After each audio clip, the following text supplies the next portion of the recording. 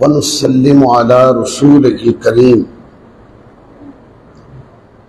اما بعد فاعوذ بالله من الشيطان الرجيم بسم الله الرحمن الرحيم يا صاحب الجمال ويا سيد البشر من وجهك المنير لقد نفر القمر لا يمكن الثناء كما كان حقه بعد از خدا بزرگ توی قصہ مختصر وأحسن منك لم تر قط عيني وأجمل منك لم تلد النساء خلقت مبرأ من كل عيب كأنك قد خلقت كما تشاء بلغ الأولى بكماله كشف الدجى بجماله حسنت جمیع خصاله صلو علیہ وآلہ درود و سلام پڑھ لیجئے اللہم صلی وسلم وبارک علی سیدنا و مولانا محمد وبارک وسلم وصلو علیہ۔ میں بار دیگر شکریہ ادا کرتا ہوں حضرت علامہ مولانا ڈاکٹر ارشد حبیب قادری دامت برکاتہم عالیہ کا کہ آپ کے حکم پر میں آج آپ کی بارگاہ میں آپ سب کے ساتھ اس محفل میں شریک ہوں۔ اللہ رب العزت کی بارگاہ میں یہ دعا کرتے ہیں کہ اللہ تعالی ہمارا یہاں آنا اور یہاں ایک ایک سانس لینا اپنی بارگاہ میں قبول فرمائے۔ دیگر علماء کرام میں حضرت علامہ مولانا اسد المدنی دامت برکاتہم عالیہ اور حضرت مولانا قاری محمد اصغر الطاری دامت برکاتہم عالیہ اور جتنے بھی حضرات تشریف لائے ہیں، آپ سب معززین ہیں، مکرمین ہیں، آپ کے تشریف لانے کا میں بے حد شکریہ ادا کرتا ہوں۔ پچھلے سال مجھے یہ دعوت قاری صاحب کی طرف سے یہ حکم ہوا تھا لیکن میں حاضر نہیں ہو سکا۔ اس بار میں کسی جگہ پہلے سے ٹائم دے چکا تھا، اتنے میں قاری صاحب کا حکم تشریف لایا تو میں نے اس محفل کو ڈیلے کیا آگے، اور میں نے کہا قاری صاحب کے حکم پہ لبیک کہنا چاہیے، پہلے ہی ایک محفل کی قضا رہتی تھی سو وہ ادا کرنے کے لیے میں حاضر ہوں۔ وقت کی قلت ہے ہمارے پاس، اور یہ ایسا موضوع ہے سیدی و مرشدی سیدی اعلیٰ حضرت امام احمد رضا خان رحمت اللہ علیہ،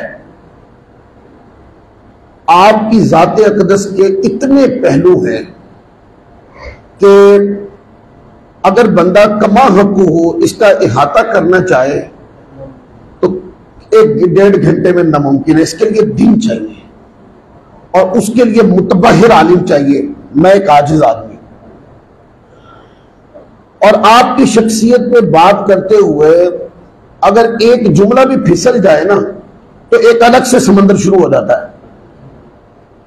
تو میں پہلے سوچتا رہا کہ گفتگو کو شروع کیسے کریں اور کیا چیز بیان کریں، ایسا نہ ہو کہ گفتگو اتنی خشک ہو جائے کہ آپ لوگ بھی پریشان ہو جائیں کہ یہ کون سی گلیوں میں۔ علماء تو محظوظ ہوتے ہیں کیونکہ علماء تو اس طرح کے سمندروں میں غوطہ زنی کرتے ہیں، ان کے تو شب و روز اسی میں گزرتے ہیں، اور اعلیٰ حضرت رحمت اللہ علیہ کا جب نام آتا ہے تو تبحر علمی آپ کا خاصہ ہے جو آپ کے نام کے ساتھ جڑا رہتا ہے۔ سبحان اللہ۔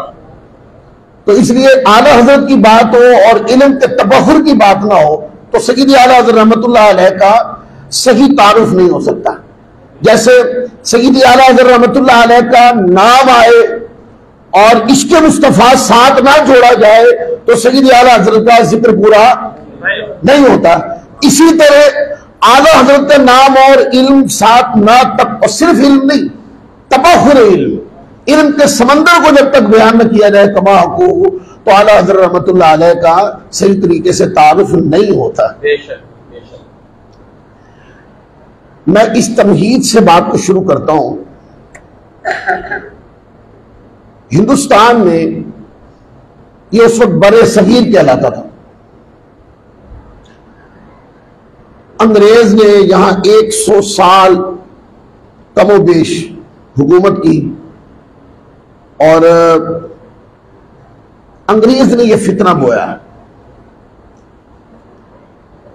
ایک فتنہ سرزمین عرب سے بویا اور ایک فتنہ سرزمین عجم سے بویا. اچھا، سرزمین عرب سے جو فتنہ بویا نا، وہ شرک اور بدعت کے نام پر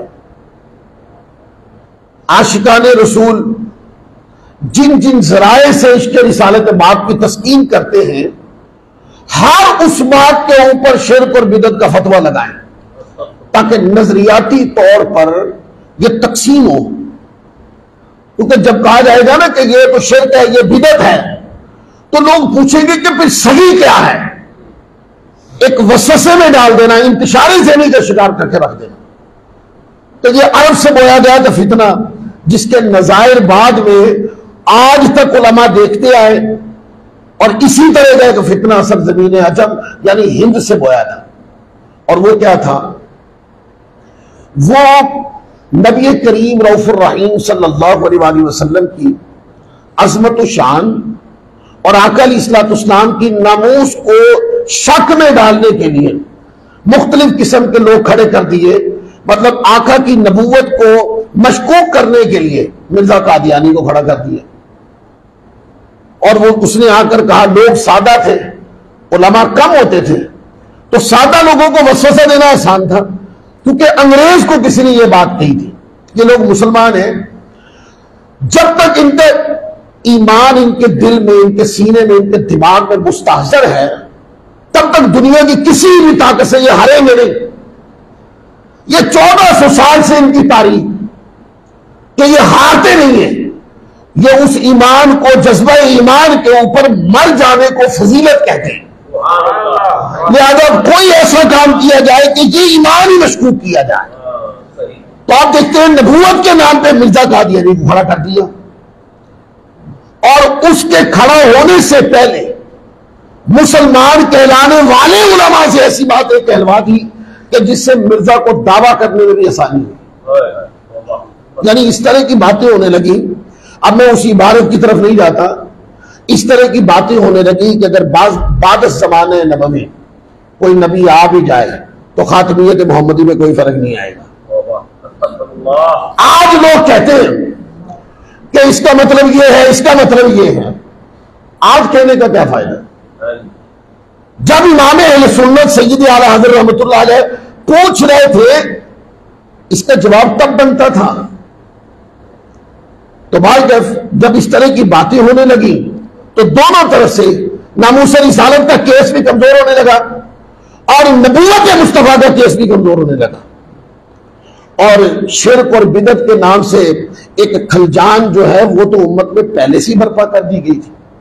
صرف یہ کہ ایمان مشکوک ہو جائے، اور وہ جو ایک پیچھے سے بیک گراؤنڈ عقیدے کا عظمت مصطفیٰ، ناموس رسالت باب اور عشق مصطفیٰ کا جنونی ہونے کا جو نظریہ ہے یہ دم توڑ جائے. لیکن ان کو کیا پتا تھا کہ اس سرزمین کے اوپر اگر شرک و بدعت کا علم لہرانے والے آئیں گے تو اس سرزمین کی زمین جو ہے یہ تو بڑی زرخیز ہے.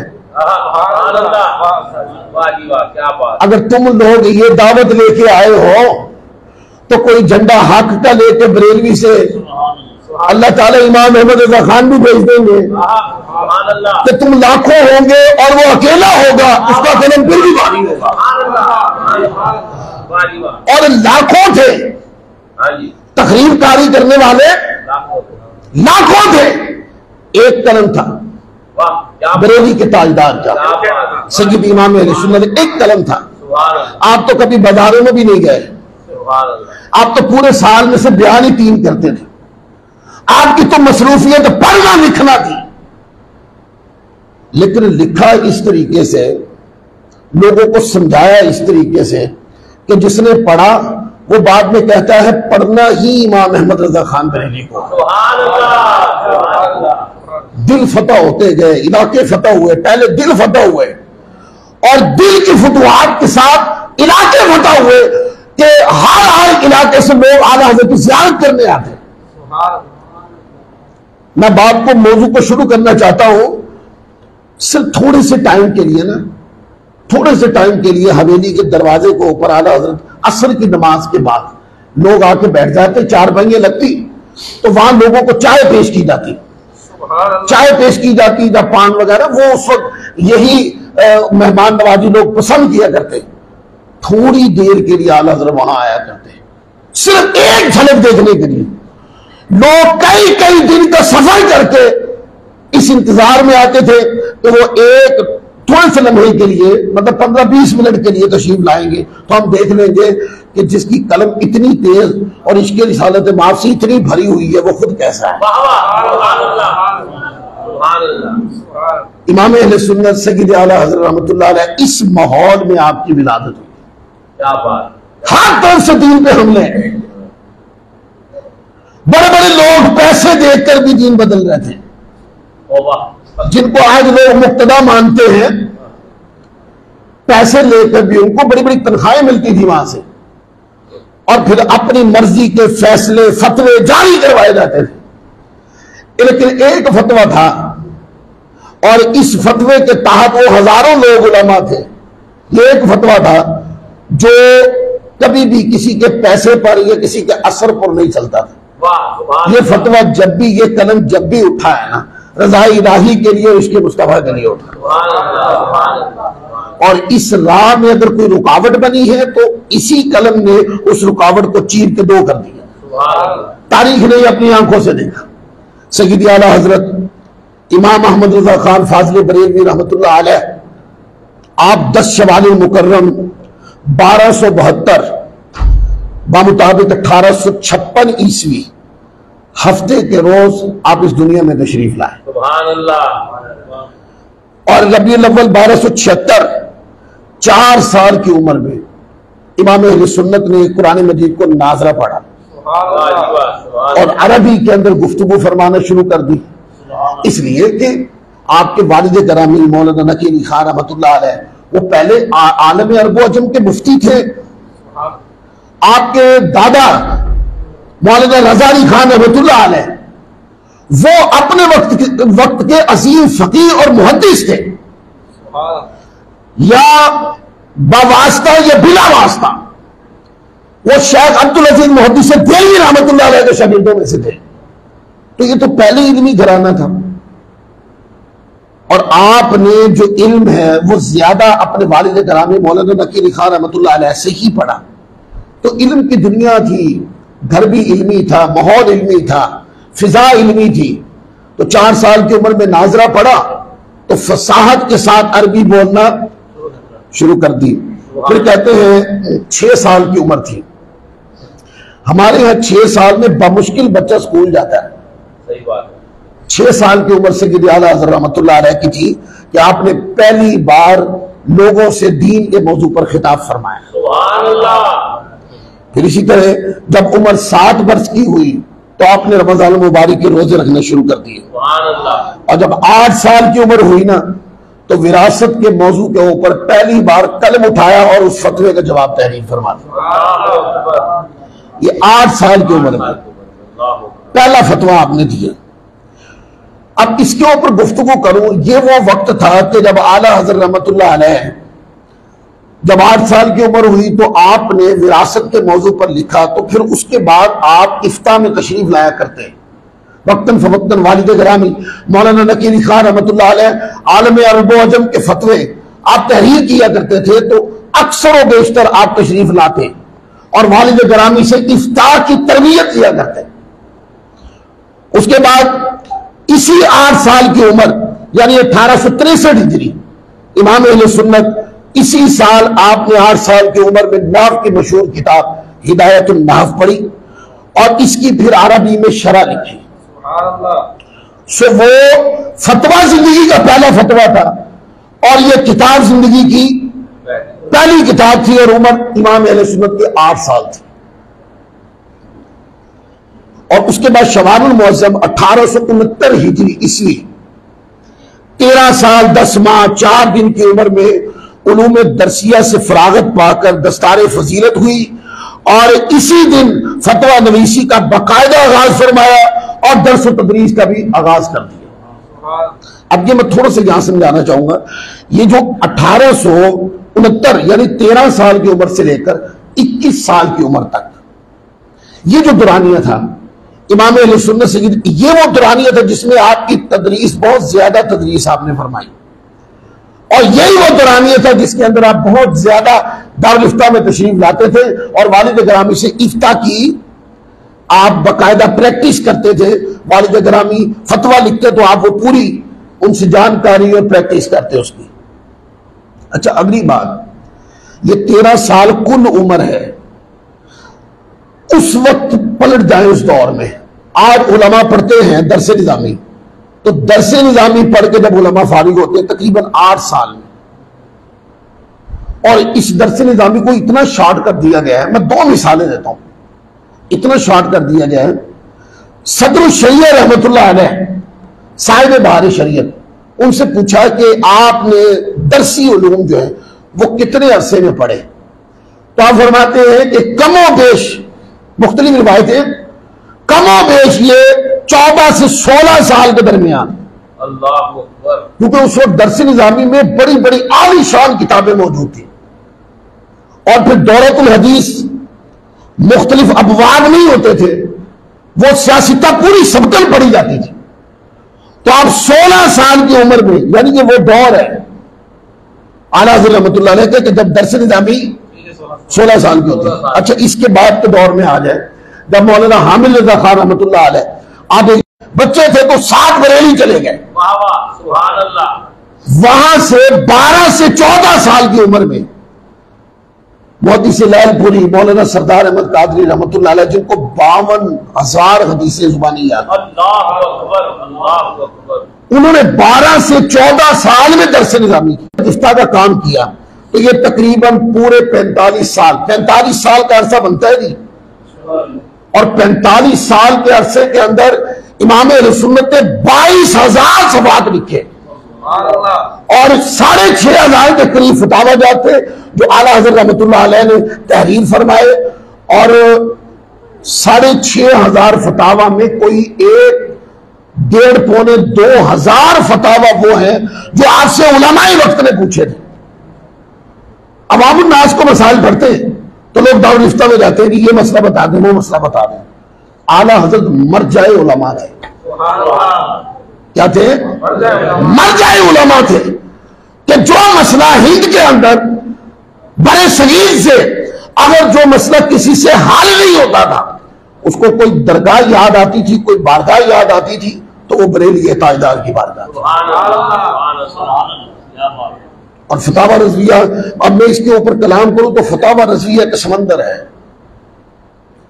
فتاوی رضویہ کو تحریر کرنے میں امام اہل سنت سید اعلیٰ حضرت رحمۃ اللہ علیہ نے جو انداز اختیار، جتنے انداز اختیار کیے، یہ فتویٰ لکھا تو اسلوب اور ہے، وہ فتویٰ لکھا تو اسلوب اور ہے، اس کے اندر انداز اور ہے، اس میں ترتیب دلائل اور ہے، اس میں استخراج مسائل اور ہے، اتنے ڈھنگ دے دیے لوگوں کو لکھنے کے، ورنہ کوئی بندہ تحریر کرتا ہے نا کتاب، اس کا ایک رویہ ہوتا ہے، وہ پڑھنے والے کو شروع میں ہی پتہ چل جاتا ہے کہ یہ بندہ کیا ثابت کرے گا، اس کے لکھنے کا انداز کیا ہے۔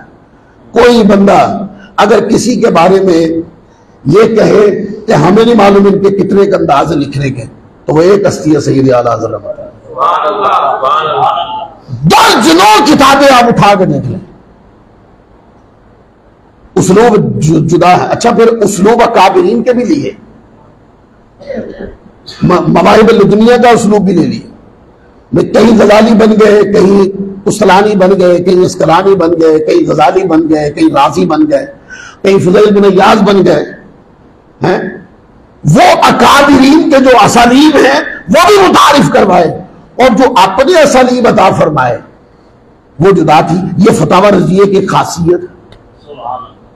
اور اعلیٰ حضرت رحمۃ اللہ علیہ، اب چونکہ فتاوی رضویہ میں کم و بیش 206 رسائل ہیں، اعلیٰ حضرت کی 206 کتابیں ہیں جو فتاوی رضویہ کے اندر ہیں، اور زیادہ تر زندگی کے اندر آپ نے جتنی کتابیں لکھی، آپ سے سوال ہوا اور آپ نے کتاب لکھی، وہ فتویٰ بھی وہی تھا، کتاب بھی وہی تھی،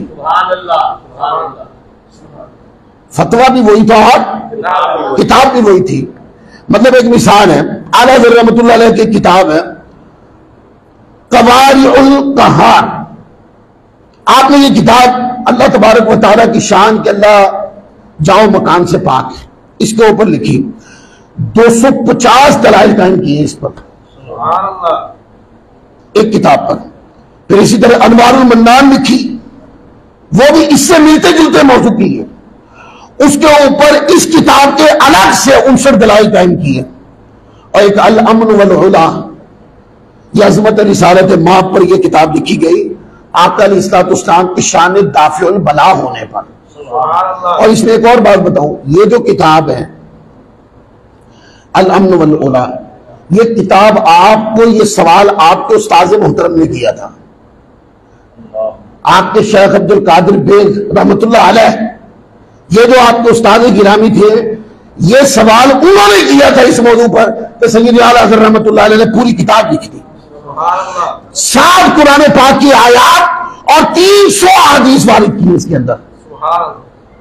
سوال کسی نے تو 2 لائنوں میں بھی جواب ہو جانا تھا، ایک صفحے پر بھی جواب ہو جانا تھا، لیکن نہیں، جب قلم اٹھایا تو سمندر بہا دیا، اور سمندر بہانے کے بعد کہا فقیر کے پاس وقت کی قلت تھی، آگے لکھ نہیں سکے، افتاح میں کام زیادہ تھا، اگر وقت ہوتا تو اور بھی سمندر تھے جو کھول دیے جاتے. سبحان اللہ. سبحان اللہ. 60 آیات اور 300 احادیث، اللہ اکبر. یہی نہیں امام احمد رضا خان کے سامنے یہ اختصار ہے. پھر اسی طرح اور بھی کئی کتابیں میرے پاس سامنے دلائل موجود ہے، میں اس ایک لائن میں بھی آپ کو بات نہیں. ایک لائن میں بھی بالکل بالکل بالکل ایسے ہی. تو آپ کے فتاوی کے اندر تباہر علمی کا عالم یہ ہے. اچھا، اس موضوع کے اوپر بہت کم لوگوں نے لکھا ہے کہ جو الفاظ کم استعمال کریں مواد زیادہ دیں، جیسے استاذ محترم نے فرمایا کہ وہ علماء جو الفاظ کم لکھے اور مواد زیادہ دیں، لوگ اس میں اعلیٰ حضرت کو کاپی کرتے ہیں. سبحان اللہ. میں نام لے سکتا ہوں علماء کی، آپ ان کی کتابیں پڑھ کے یہ کہیں گے واقعی ایسا ہے. ہو بہو امام اہل سنت کی جو آپ کا انداز ہے الفاظ بیان کرنے کا کہ ایک لائن میں بھی جواب عطا کر دیتے ہیں، آپ 3 لائنوں میں بھی فتویٰ لکھ دیتے ہیں. بعض مرتبہ ایسا بھی ہوا کہ ایک موضوع کے اوپر شاندار تحقیق دے دی، دوبارہ اسی موضوع پہ سوال آیا، سائل کو خالی نہیں بھیجا، جواب دیا، ساتھ فرما دیا اس موضوع پہ فلاں فتویٰ اس کو بھی پڑھ. تو اپنے 45 سال کی عمر میں صرف فتاوی رضویہ کے اعتبار سے، اور ابھی علماء اس میں تحقیق اور تتبع کر رہے ہیں، فتاوی رضویہ شریف کے اندر جو فتاوی جات ہیں 6,500 کم و بیش، 6,500 کم و بیش جو فتاوی جات ہیں، یہ فتاوی رضویہ کے سارے فتاوی جات نہیں ہیں، تحقیق اور تتبع کے ساتھ ملے اتنے ہیں جو چھپ گئے. اب یہ علماء اس میں تحقیق کر رہے ہیں، ہو سکتا ہے کہ آنے والے وقت میں دستیاب ہو جائیں اور وہ فتاوی جات چھپ جائیں، کیونکہ جو بریلی کو دستیاب ہوئے اور علماء اہل سنت کو مرکز میں مل گئے، اس پہ تحقیق ہوئی اور چھپ گئے، اور کچھ فتاوی جات جو گم ہو گئے اس کی ایک کاپی اس سائل کے پاس رہ گئی جس نے وہ بھیجا تھا. اگر ان کی طرف سے وہ کاپی دوبارہ مرکز بریلی میں آئی تو اس کو بھی ساتھ شامل کر دیا. فتاوی رضویہ میں یہ جدت کا کام عرصے سے ہوتا آ رہا ہے. آپ دیکھیں نا، ایک وقت فتاوی رضویہ شریف کی 12 جلدیں تھیں اور 8 جلدیں تھیں، ضخیم پرانی 8 جلدیں تھیں، بعد میں وہی پرانی 12 جلدیں ہو گئی. اس 12 جلدوں کے اوپر تخریج کا تحقیق کا جو کام ہوا وہ 30 جلدوں میں رضا فاؤنڈیشن نے آپ کے سامنے پیش کر دیا. پھر اسی طرح اعلیٰ حضرت رحمۃ اللہ علیہ، آپ نے 22 سال کی عمر میں آپ ماہرارہ مطہرہ شریف گئے 22 سال کی عمر میں، اور شاہ رسول ماہراروی رحمۃ اللہ علیہ جو شیخ المشائخ تھے، آپ ان کی بارگاہ میں حاضر ہوئے اور ان سے بیعت فرمائی. اب اس کے اوپر کئی واقعات ہیں، کہ بہت آسان سا مشہور واقعہ آپ کی طبیعتوں کی نظر کروں. جب آپ گئے تو آپ کو بیعت بھی کی اور ساتھ خلافت بھی دی، اور خلافت بھی 4 سلاسل کی دے دی. اس پر سوال پوچھا گیا کہ اور بھی لوگ تھے موجود جو اس تربیت میں ہوتے تھے. آپ دیکھتے ہیں ولی کامل کی جو تربیت ہوتی ہے وہ نکھار رہی ہوتی ہے بندوں، تو لوگ آتے ہیں پہلے نکھرتے ہیں پھر منصب ملتے ہیں، ایسا ہی ہوتا ہے کہ نہیں؟ لیکن ایک ذات آئی ہے اور بیٹھی ہے اور انہوں نے آ کر بیعت کی اور ساتھ ہی ان کو خلافت دے دی گئی، تو سوال پوچھا گیا۔ تو حضرت سیدی آل رسول مالا حربی رحمۃ اللہ علیہ نے ارشاد فرمایا کہ لوگ آتے ہیں اور درد دل لے کر، تو وہ گرد پہلے اتارنی پڑتی ہے، اس کے بعد منصب ملتے ہیں، اور یہ جو ذات آئی ہے نا، ان کے دل پہ کوئی گرد نہیں ہے۔ جب گرد ہی نہیں ہے تو ان کو بیعت کر لیا اور ساتھ خلافت دے دی، منصب بھی ساتھ ہی دے دیا۔ اس دل پہ گرد کیوں نہیں؟ یہ الگ موضوع ہے۔ اس دل پہ گرد اس لیے نہیں ہے کہ پہلے ہی اولیاء اللہ کی اور علماء کی اولاد ہیں، ابتدائی زندگی سے ہی وہ ساری پریکٹیسز کروائی گئی ہیں جو ایک ولی گرد شدہ دلوں کی کرتا ہے، ان کو تو ابتدا سے ہی وہ چیز نصیب ہوئی۔ پھر آگے دیکھیں زندگی میں، اب اس کو تھوڑا سا میں ایکسپلین کروں گا۔ اعلیٰ حضرت رحمۃ اللہ علیہ نے زندگی میں 22 سال کی عمر تھی اور آپ نے زندگی کی پہلی کتاب اردو کے اندر تحریر فرمائی، ہدایت النار کی شرح آپ نے لکھی عربی کے اندر۔ وہ طالب علمی کا دور تھا، لیکن باقاعدہ تصنیف سمجھ کر آپ نے 22 سال کی عمر میں امام اہل سنت سید اعلیٰ حضرت رحمۃ اللہ علیہ نے پہلی اردو زبان کے اندر کتاب لکھی۔ اب اس کے اوپر بہت ساری علماء نے تحقیقات پیش کی ہیں کہ اعلیٰ حضرت رحمۃ اللہ علیہ وہ ہستی ہیں جنہوں نے زندگی میں 1000 کتاب لکھی۔ بعض علماء نے یہ دعویٰ کیا ہے کہ امام اہل سنت کی کتب کی جو تعداد ہے وہ 1300 سے بھی ابو ہے۔ چلے ایک وہ قول جو مشہور ہے کہ امام اہل سنت سیدی اعلیٰ حضرت رحمۃ اللہ علیہ آپ نے 1000 کتابیں تحریر فرمائی، اس کے اوپر میں نے ایک سائچہ بنایا کہ اعلیٰ حضرت رحمۃ اللہ علیہ کی پوری عمر کتنی ہے؟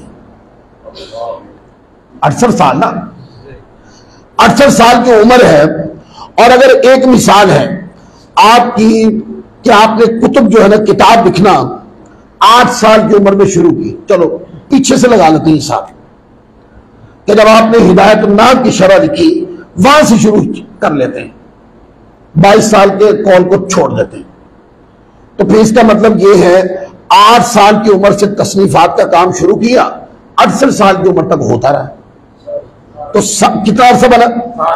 60 سال۔ اب 60 سال کے کل ایام نکالے تو 21,900 بنتے ہیں، اور 21,900 کو 1000 کے اوپر آپ تقسیم کریں تو ہر 22 دن کے اوپر امام علیہ سنت نے کتاب لکھی ہے۔ ہر 22 دن کے اندر ایک کتاب لکھی ہے۔ تو میں نے کہا مجھے یہ بتایا کہ وہ 22 دن میں تو کتاب لکھی، تو امام اہل سنت نے اتنا کثیر مطالعہ کس وقت کیا تھا کہ جو علم ہے اور یہ تباہر علم ہے اور یہ دلائل کی کثرت ہے، یہ جو نصوص کی وسعت ہے، یہ پڑھی کب تھی امام اہل سنت؟ اس کا مطلب یہ ہے کہ وہ جو 22 دن ہے نا، ان 22 دن میں مطالعہ کے ایام بھی ہیں، اور اعلیٰ حضرت رحمۃ اللہ علیہ نے دولت المکیہ جیسی کتاب کو 8 گھنٹے میں بھی لکھا ہے۔ تو ایسا مصنف دنیا میں ہے کوئی کہ جو ہر 22 دن کے اندر مطالعہ سمیت ایک کتاب لکھے؟ کوئی نہیں ہے، صرف ایک ہی ہستی ہے جس کا نام امام احمد رضا خان فاضلی ہے۔ اعلیٰ حضرت رحمۃ اللہ علیہ کی کتب کو دو اعتبارات سے کیا گیا کہ آپ نے جو 1000 کتابیں لکھی، یا یہ 35 علوم کے اندر ہے، اس کی 35 علوم کے اعتبار سے اس کی تقسیمات کی گئی۔ اچھا، ان 35 علوم کو بھی سمجھے کہ زوم کیا گیا تو کہا یہ 3 موضوعات کے اندر امام علیہ سنت کی کتابیں داخل ہیں۔ نمبر 1 آپ نے لکھا اصلاح عقائد اور تصحیح نظریات، اس کے اندر عقائد کی ساری بحث آ گئی۔ دوسرا موضوع اصلاح اعمال اور تصحیح عادات، اس میں سارا اخلاق آ گیا۔ تیسرا علمی افادات اور فنی تحقیقات، اس کے اندر جو اصول تفسیر ہے، اصول فقہ ہیں اور حدیث ہے اور جتنے بھی فنون سے تعلق رکھنے والی ہے، وہ سب کتابیں اس کے تحت آ گئی۔ اور وہ اوپر جو 35 علوم کے اعتبار سے تقسیمات کی گئی ہیں امام علیہ سنت کی، وہ بھی کتابوں کے اندر علماء کرام نے اس کے اوپر بڑا کام کیا، اور وہ تمام کتب جو ہے وہ اس علم کے اعتبار سے علماء کرام نے جمع کر دی۔ یہ تھوڑا خشک مضمون ہے پر سن لیں تاکہ آپ کو پتہ چلے آپ لوگوں کے عقیدے میں ایک ایسی ہستی گزری ہے جس کی مثال اب تک نہیں ہے۔ اگر کسی کو جوش علم چڑھے تو وہ دکھائے نا، صحیح بات ہے۔ دعویٰ نہیں ہوتا، دعویٰ کرنے سے کوئی شیخ الاسلام نہیں بنتا، بن کے دکھانا پڑتا ہے۔ ہاں جی سبحان اللہ، کیا بات ہے۔ اگر شیخ الاسلام امام محمد رضا خان رحمۃ اللہ علیہ کو شیخ الاسلام کہتے تو وہ ہیں، انہیں اپنے تبحر علمی سے یہ بات ثابت کی کہ واقعی وہ شیخ الاسلام ہیں۔ اب اس پر ایک بات کرو، یہ بات کرنے سے پہلے آج بھی کسی کو لوگ شیخ الاسلام کہتے ہیں، ٹھیک ہے، جس کو ذوق چڑھے وہ آج ہی جا کے یہ کتاب اٹھائے۔ ان کی کتاب ہے عقیدہ علم غیب۔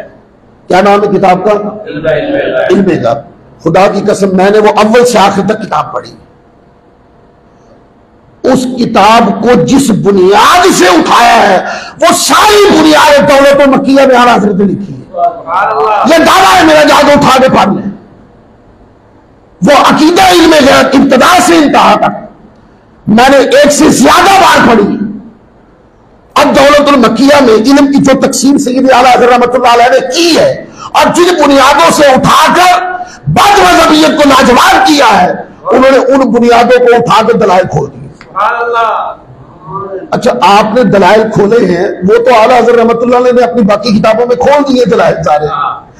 تو میں یوں کہوں گا کہ آپ نے اعلیٰ حضرت کے جو دلائل سے اکٹھا کر کے کتاب لکھ دی، وہ کتاب اصل میں وہ اعلیٰ حضرت رحمۃ اللہ علیہ نے لکھی تھی۔ آج لوگ ان سارے دلائل کو ایک نیا نظم دے کر لوگ سمجھتے کہ ہم نے علمی کام کر لیا، نہیں، مانو علمی کام ان بزرگوں کا جو کر گئے۔ تو 35 علوم کے اعتبار سے اعلیٰ حضرت رحمۃ اللہ علیہ کی تصنیفات کی تقسیم کی گئی۔ اس میں جیسے علم العقائد میں نے آپ کو بتایا، آپ کتابیں اٹھائیں، اعلیٰ حضرت رحمۃ اللہ علیہ کی 31 کتابیں ہیں جو صرف علم الکلام پر ہیں۔ 31 کتابوں میں علم کلام کی عقیدے کی بحث کی آپ نے۔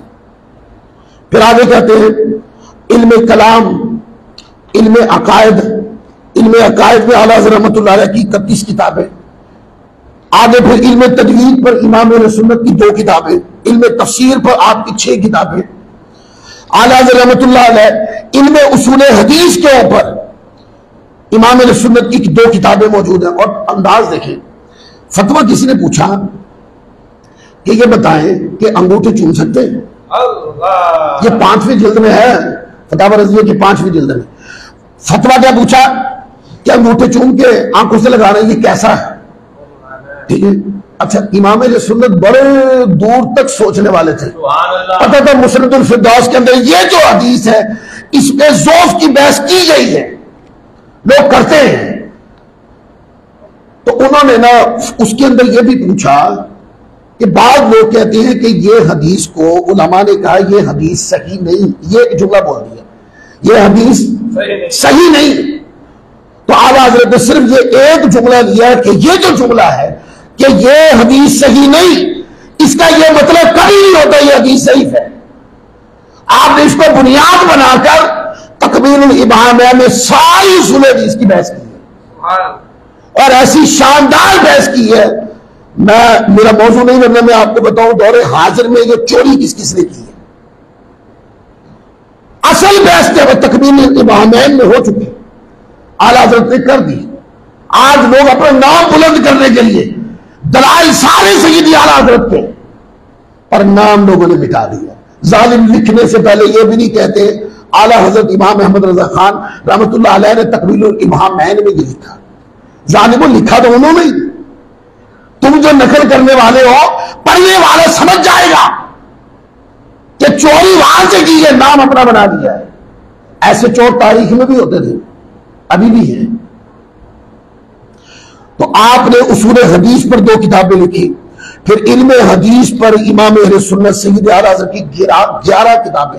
آپ دیکھیں علم کا نام آتا ہے سمندر کھول دیا، اس علم اصول فقہ پر امام اہل سنت کی 9 کتابیں ہیں. علم فقہ کے اوپر امام اہل سنت کی ایک کتاب ہے, اور علم فقہ پر اعلیٰ حضرت کی 150 کتابیں ہیں. کیونکہ فتاوی رضویہ آپ اٹھا کے دیکھ لیں, علم فقہ کے اوپر آپ نے جتنا امت کو دے دیا, کسی فتاوی نے اتنا نہیں نوازا, کسی فتاوی نے اتنا نہیں نوازا. فتاوی محمودیہ ہے,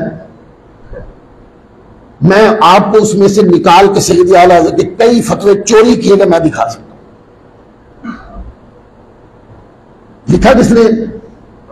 بھئی آپ تو آج پیدا ہو رہے ہو, ابھی پیدا ہو رہے ہو, لکھنے والوں نے تو یہ 50-65 سال پہلے لکھ دیا تھا. آج اوپر سے نام غائب ہے, اور ان کے اوپر شرک و کفر بدل کون کون سے فتوے, اور اپنی قوم کو سمجھانے کے لیے فتاوی رضویہ سے لے کے فتویٰ لکھ لیے, نیچے اپنے دستخط کر دیے. میں دکھا سکتا ہوں. آج ایک بندہ ہے, وہ نہ فتاوی رضویہ کو لے کر نا اعلیٰ حضرت کی کتاب کو لے کر اب تعریف کیے بغیر رہ نہیں سکتا نا تو بندہ, کیونکہ اس کے اندر جو کچھ ہے وہ آپ کو کہیں نہیں ملے گا. میں اور بھی کئی نام لے سکتا ہوں کتابوں کے, ویڈیو بن رہی اس لیے میں اس کو ذرا بات کو کوشش کر رہا ہوں کہ کوئی ایسا جملہ سامنے نہ آ جائے جو صحیح نہ ہو, مطلب ایک مثال وہ میڈیا کے لیے صحیح نہ ہو. تو وہ نے ایسے اعلیٰ حضرت کی کتاب دکھا کر کہنے لگے کہ اس کتاب کے اندر نا, یہ تو آپ مانے کہ اس کتاب کے اندر جو کچھ لکھا ہے وہ کوئی اور کام نہیں کر سکا ہے. مفتی سعید یہ بات کہہ رہے تھے.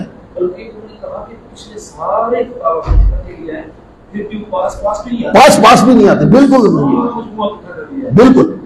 اور میں کمال بات ہے کہ وہ استاد صاحب وہ یوں بات کر رہے تھے کہ یہ تعریف کرنے کے بعد ساتھ ایک جملہ ایڈ کر رہے تھے, اور ہمارے لوگ سارے فیس بک پہ شیئر کر رہے ہیں. وہ کہہ رہے تھے کہ صرف اس کے اندر سے گالی نکال دے, باقی علم کا سمندر ہے. یہ کہا انہوں نے ویڈیو کے اوپر, اس لیے میں بھی ویڈیو بھی کہہ رہا ہوں. ہمارے لوگ فٹافٹ اس کو فیس بک پہ شیئر کر رہے ہیں, یوٹیوب پہ شیئر کر رہے ہیں کہ دیکھو دیوبندی بھی فتاوی رضویہ کی تعریف کر رہا ہے. وہ ساتھ جو گالی فتاوی رضویہ کو دے رہا آپ اس کو محسوس کر رہے ہیں, اس کے اوپر غور کر رہے ہیں آپ. اچھا اس بندے سے بندہ یہ پوچھے کون سے لفظ کو گالی کہہ رہے ہو, اگر اسی طرح کے لفظ آپ کی کتابوں سے دکھا دے تو ہم پھر ہے ضرورت آپ کے اندر کہ آپ جس طرح کی بات فتاوی رضویہ کے بارے میں آپ کہہ رہے ہیں, آپ جرات کے ساتھ کوئی لفظ اپنے اکابر کی بات کریں گے نکال کے ہم دکھائیں گے آپ کو. بھرا پڑا ہے فتاوی علماء دیوبند, بھرا پڑا ہے اس سے.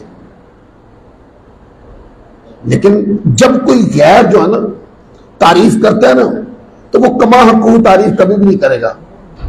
اس لیے حالانکہ مان گئے کہ اعلیٰ حضرت کی کتابوں کے اندر اتنی علمی جان ہے کہ اب تک مخلوق پل رہی ہے, علماء پل رہے ہیں ان کے اوپر, لیکن ساتھ کوئی ایک دوسری بات ایڈ کر کے اپنی بد مذہبیت بھی دکھا دی. تو اعلیٰ حضرت رحمۃ اللہ علیہ نے علم فقہ کے اوپر امام اہل سنت نے 150 کتابیں آپ کی ہیں. اسی طریقے سے 150 کتابیں آپ نے اس پر تصنیف فرمائی, اور فتاوی رضویہ میں بہت ساری وہ کتابیں موجود ہیں. اسی طرح آگے علم الفرائض کے اوپر 4 کتابیں امام اہل سنت کی, یہ علم کی تقسیم ہے. پھر رسم خط کے اوپر اعلیٰ حضرت رحمۃ اللہ علیہ کی کتاب موجود ہے, ایک علم الادب العربیہ, اس کے اوپر 6 کتابیں سید اعلیٰ حضرت نے لکھی. علم اللغت کے اوپر امام اہل سنت کی 2 کتابیں. پھر علم سیر کے اوپر سید اعلیٰ حضرت کی 3 کتابیں ہیں. مطلب آپ نے سیرت کے کسی پہلو پر سوال پوچھا تو آپ نے روشنی ڈال دی, مطلب کسی نے معراج کا سوال پوچھا پوری کتاب لکھ دی تو وہ سیرت کا باب ہو گیا. تو اعلیٰ حضرت سے کسی نے پوچھا کہ آپ سیرت کی کوئی کتاب ہی لکھ دیں, تو اعلیٰ حضرت رحمۃ اللہ علیہ نے فرمایا شیخ عبدالحق مودودی سے دہلوی رحمۃ اللہ علیہ کی مدارج النبوت دیکھنے کے بعد اب میں ضرورت محسوس نہیں کرتا کہ اس کے اوپر مزید کام کرنا چاہیے, وقت میں قلت بھی ہے اور کام بہت زیادہ ہے, اس بنا پر میں لکھ نہیں پا رہا. پھر آگے علم الفرائض کے اوپر امام اہل سنت کی 30 کتابیں, علم المناقب کے اوپر آپ نے 18 کتابیں لکھی, علم سلوک پر آپ کی 2 کتابیں, علم اخلاق پر 2 کتابیں, علم تصوف پر 3 کتابیں, علم اذکار پر 5 کتابیں, علم ترغیب و ترہیب پر امام اہل سنت کی 1 کتاب ہے, علم تاریخ پر آپ کی 3 کتابیں ہیں. پھر علم مناظرہ پر امام اہل سنت کی 18 کتابیں ہیں، اور اسی طرح علم تکسیر پر امام اہل سنت کی کتابیں ہیں، علم اوقاف پر آپ کی ایک کتاب ہے، علم توقیف پر 6 کتابیں، علم حید پر 3 کتابیں، اسی طرح میں پڑھتے چلے جاؤں گا، یہ 35 علوم ہیں جس پر امام اہل سنت نے 1000 کتابیں لکھی۔ اب علماء فرماتے ہیں وہ جو 55 علوم کی بات ہم کرتے ہیں کہ 55 علوم اعلیٰ حضرت رحمت اللہ علیہ کو پتا تھے، آپ جانتے تھے، وہ کہہ رہے ہیں اس کا پتہ اس طرح چلا کہ اس کے شواہد آپ کی کتابوں میں آ گئے، آپ نے کچھ لکھ دیا اس کے اوپر، پڑھنے والے نے سمجھ لیا، جیسے مطلب ایک فتویٰ آ گیا فتاوی رضویہ میں، اس میں کوئی بھی دین کا مسئلہ نہیں ہے، ایک ریاضی کا مسئلہ ہے فتاوی رضویہ شریف کے اندر، تو آپ نے ریاضی کے مسئلے کو حل کر دیا، اب پڑھنے والا سمجھ گیا بات کہ آپ تو یہ علم بھی جانتے ہیں، وہ جس پر اعلیٰ حضرت رحمت اللہ علیہ نے علمی نقوش چھوڑ دیے، پتہ لگ گیا کہ یہ علم آپ جانتے ہیں۔ علماء فرماتے ہیں وہ نقوش ہمیں 55 علوم میں ملتے ہیں، وہ تحریرات، وہ جزئیات، وہ اظہار علم، وہ سطریں، وہ الفاظ ہمیں 55 علوم میں ملتے ہیں، اور بعض علماء نے یہ دعویٰ کیا کہ آپ 75 علوم جانتے تھے، بعض علماء نے کہا 120 علوم جانتے تھے، انہوں نے کہا 55 سے اوپر وہ علوم جس کے اوپر اعلیٰ حضرت نے نقوش نہیں چھوڑے، دنیا میں کوئی بندہ آیا نہیں اس بارے میں اعلیٰ حضرت سے پوچھنے کے لیے، تو وہ علم آپ کے ساتھ ہی آپ کے مزار پر انوار میں چلے گا، کیونکہ اگر ہم اعلیٰ حضرت رحمت اللہ علیہ کی زندگی کو دیکھتے ہیں، آپ کی 90% سے زیادہ تصنیفات پوچھے گئے سوال کے جواب میں، کیونکہ اس وقت کے اندر اگر آپ ایک خاص مطلب آپ حدیث کی شرح کو لے لیتے تو یہ جو جہاد تھا نا فتوے کے ذریعے عالم عرب و عجم کے اندر اور عقیدے کی تصحیح کے لیے جو جنگ آپ نے لڑی اور ناموس رسالت کی خاطر جنگ آپ نے لڑی، یہ جنگ لڑی نہیں جا سکتی تھی۔